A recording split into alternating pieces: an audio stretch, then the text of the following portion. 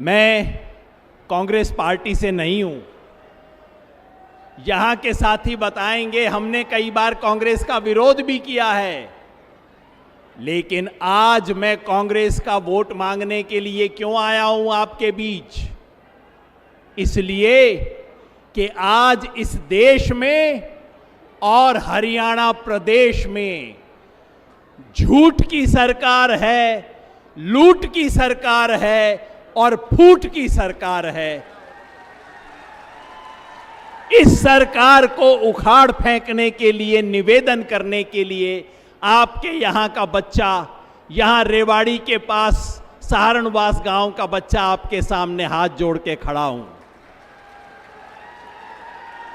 राहुल जी, ये जो तीनों समस्याएं हैं उसका बहुत बड़ा शिकार है ये दक्षिण हरियाणा। झूठ का शिकार इसलिए है कि यहीं रेवाड़ी से नरेंद्र मोदी जी ने अपना प्रधानमंत्री बनने का सिलसिला शुरू किया था। कहा था इस इलाके के सेनानियों को मैं ये दूंगा वो दूंगा, और दिया क्या? अग्निवीर की स्कीम दी। 20 साल की नौकरी को खत्म करके ठेके की 4 साल की नौकरी दी, और इस इलाके में 1,500-2 हजार भर्तियां हर साल होती थीं, उसको घटा के 400-500 कर दिया। इसलिए ये झूठ की सरकार है। आपके बीच इसलिए हूं कि राहुल गांधी और कांग्रेस पार्टी ने वायदा किया है कि अग्निवीर स्कीम को खत्म करेंगे, प्रॉपर भर्ती शुरू करेंगे। इस लूट का शिकार भी ये दक्षिण हरियाणा है।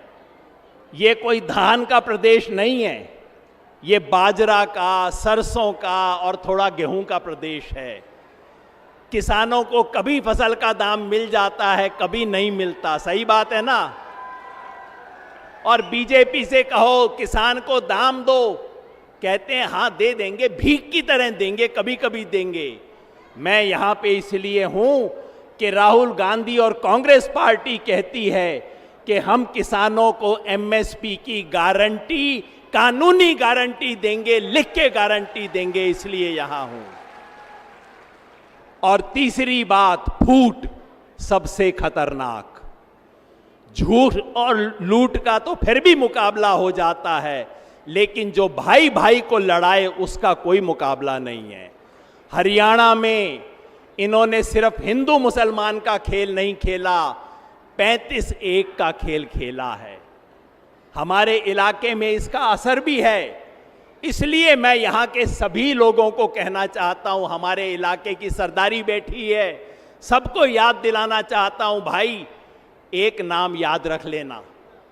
जब इस रैली से वापस जाओ तो किसी बच्चे को कहना, YouTube पे आपको दिखा देगा। क्या नाम? मंगेश यादव। उत्तर प्रदेश में बस YouTube देख लेना, मंगेश यादव कौन था, उसकी हत्या उत्तर प्रदेश पुलिस ने क्यों की थी, बाकी सब अपराधियों को क्यों बचाया था, सिर्फ मंगेश यादव की हत्या क्यों हुई थी, आपको सच्चाई समझ आ जाएगी।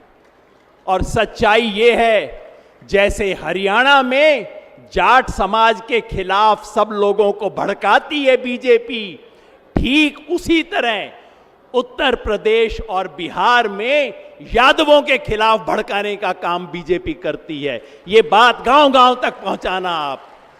भाई ये किसी के सच्चे नहीं हैं, ये सिर्फ कुर्सी के सच्चे हैं। भाई भाई को भिड़ाने वाले लोग हैं, हमें इसके चंगुल में नहीं आना।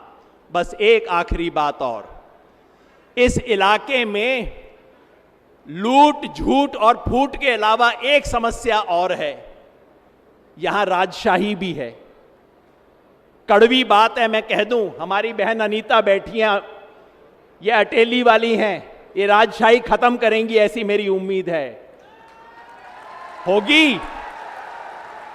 कड़वी बात यह है, 70 साल से देश आजाद हो गया, लेकिन ये हमारा दक्षिण हरियाणा जो अहीरवाल कहते हैं, ये आजाद ना हुआ।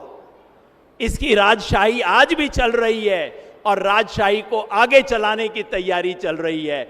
आप मुझे बताओ, इस राजशाही को खत्म करोगे? मैं यहां इसलिए हूं कि इस इलाके में राजशाही की कमर तोड़ी जाए, यह बहुत जरूरी है। बहनों और भाइयों, मैं एक जमाने में चुनाव की भविष्यवाणी किया करता था।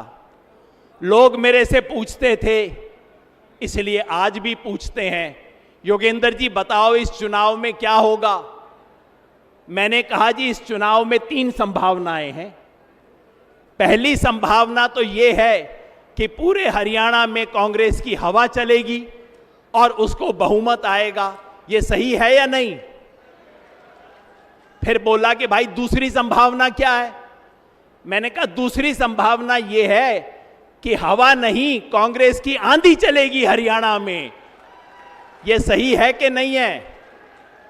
फिर मेरे से बोले भाई ये दोनों के अलावा तीसरी संभावना कौन सी बच गई है? मैंने कहा तीसरी संभावना यह है कि सुनामी चलेगी यहां पे कांग्रेस की। अब आप बता दो, हवा चलेगी आंधी के सुनामी? सुनामी चलेगी, चारों सीट पे चलेगी। बहुत बहुत धन्यवाद।